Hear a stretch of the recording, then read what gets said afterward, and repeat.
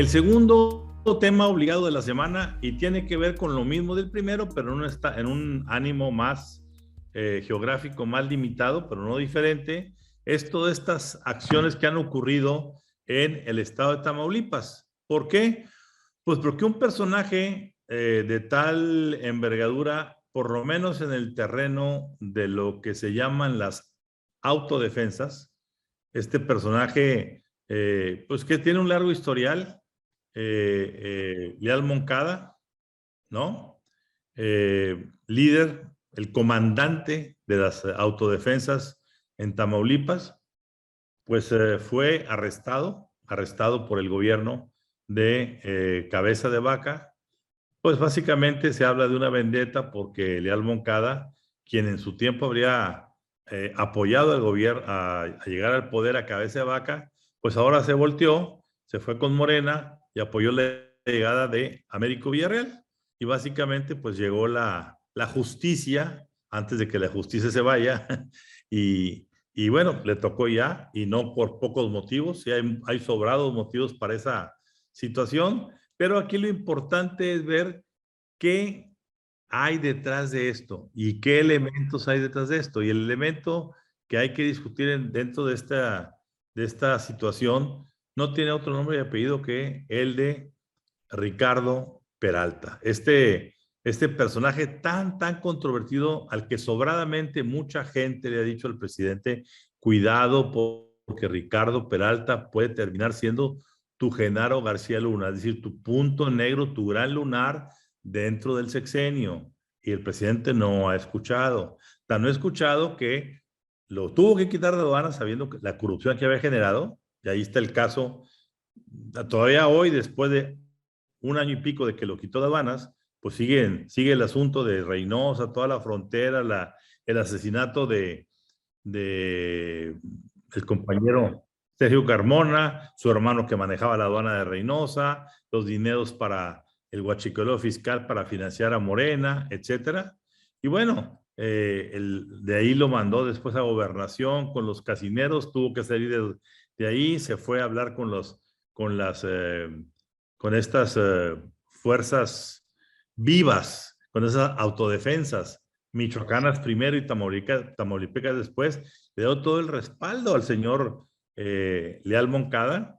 Y no solo eso, en algún momento le llegó a llevar al presidente a territorio tamaulipeco Hidalgo para dialogar con ellos.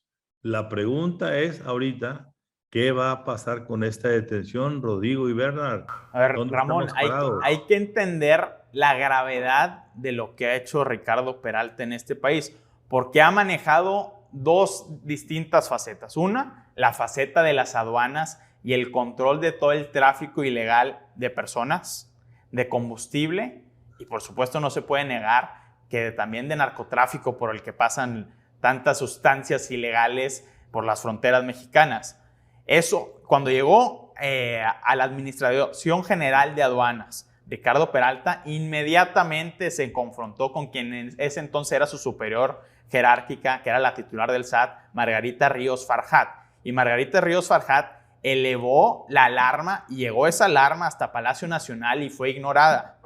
Después pasan a Ricardo Peralta a la Subsecretaría de Gobernación y el principal objetivo de Peralta fue concretar su relación, como ya lo comentabas, con las autodefensas de Michoacán y Tamaulipas. Es decir, un solo personaje, la Cuarta Transformación, le das el control del dinero negro y el dinero paralelo. Y además de las Fuerzas Armadas paralelas, aquí hay un problema gravísimo de concentración de poder ilegal. Yo quisiera hacer énfasis en una cosa. Estamos hablando de Ricardo Peralta con mucha razón, y ahora hablemos del otro personaje en esta historia, que tiene como nombre Octavio Leal Moncada. ¿Quién es este personaje y qué grupo lideraba? ¿De dónde nace esta columna armada Pedro J. Méndez, ¿no? Y bueno, lo describen como un líder, un cacique de la región. Él fundó este grupo armado como una respuesta al yugo de los Zetas hace 10 años. Entonces, vaya, el nacimiento de este grupo armado tuvo el apoyo popular en un inicio, pero muy, muy, muy pronto después de nacer se volvió básicamente una facción armada del Cártel del Golfo, que era el enemigo de los Zetas en ese momento en esa región.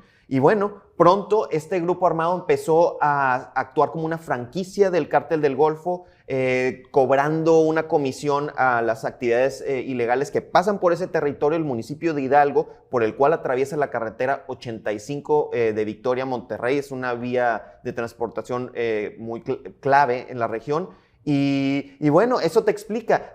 Ellos se autodenominan como autodefensas, pero muchos de los hidalguenses los señalan como extorsionadores, básicamente como un grupo armado, como un grupo de la delincuencia organizada. Entonces, esa es la relación que ha tenido Ricardo Peralta con este personaje Octavio Leal Moncada, que a todas luces, algunos les dicen cacique, otros le dicen líder de un grupo armado, otras personas simplemente le dicen un narcotraficante. No podemos omitir tampoco este informe de inteligencia militar que fue filtrado a los medios, donde se habla de una colaboración del FBI en la detención de Octavio Leal Moncada. ¿Por qué del FBI? Porque se le atribuye el cobro de piso del tráiler que llevaba a los más de 60 migrantes, de los cuales murieron 53 personas, que fue encontrado este tráiler a las afueras de San Antonio. Es decir, lo identifican ya como un vínculo de toda esta red de trata de personas en México. Y eso es lo que hace todavía doblemente más grave este caso.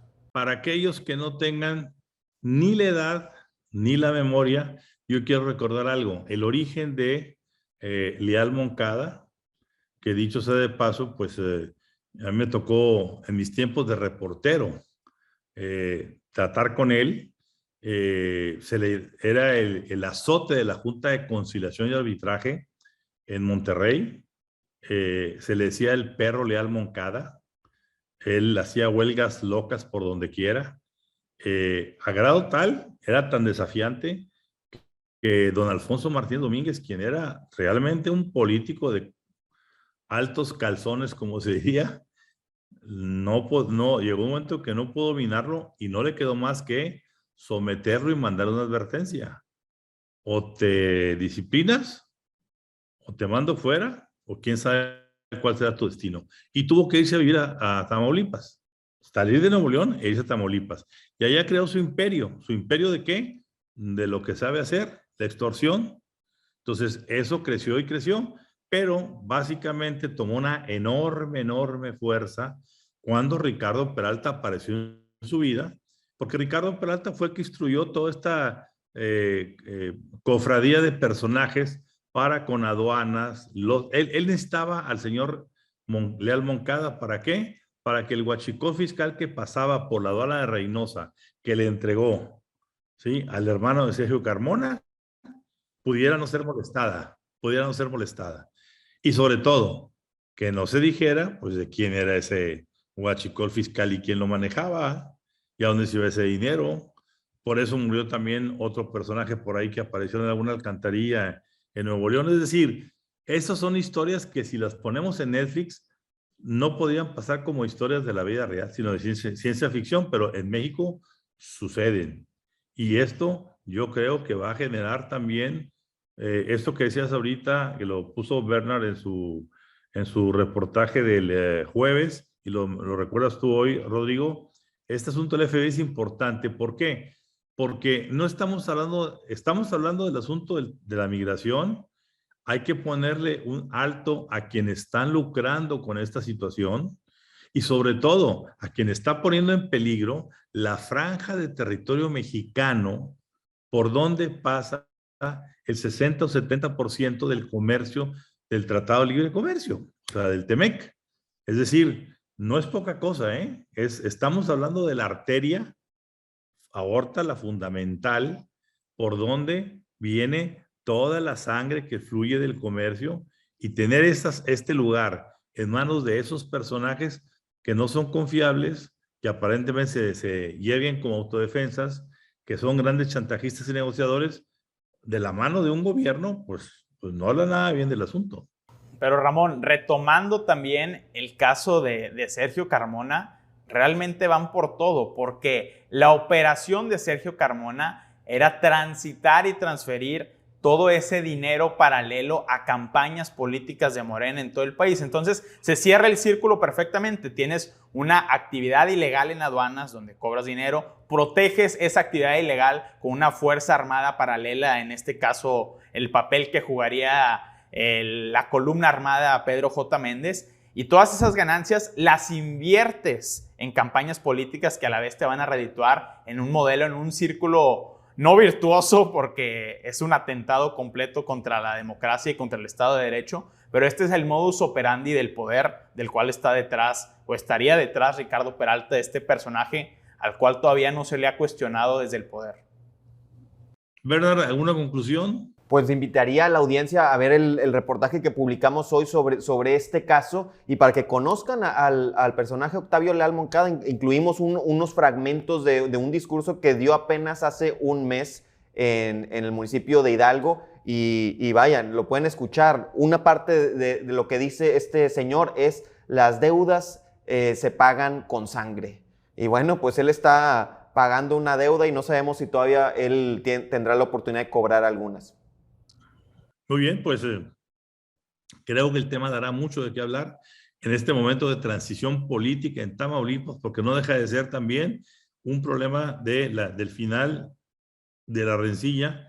Recuerden que una de las acusaciones que le hacen a Octavio Leal Moncada de parte de los panistas es que las autodefensas que él maneja inhibieron a que muchos panistas fueran a votar, y que por eso habría perdido el PAN y habría ganado Morena, cosa que es natural que todos se digan cosas. Pero pues esto es entre política, crimen organizado, huachicoleo, dineros negros, migración, es decir, pasa por muchos territorios y no habla tampoco de ningún desenlace. Bueno, otro detalle que creo que vale la pena comentar es en la dinámica local de Tamaulipas.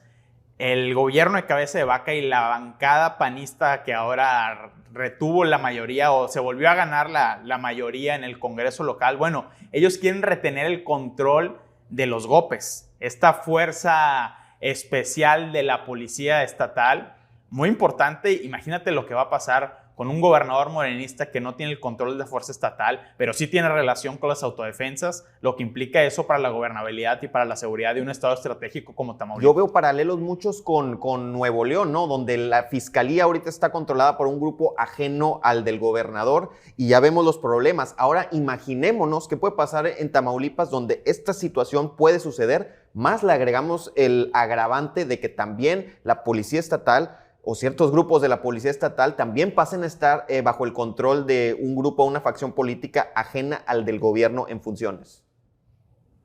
Pues seguiremos reportando el asunto, va a haber desenlaces pronto y estaremos al día con ellos.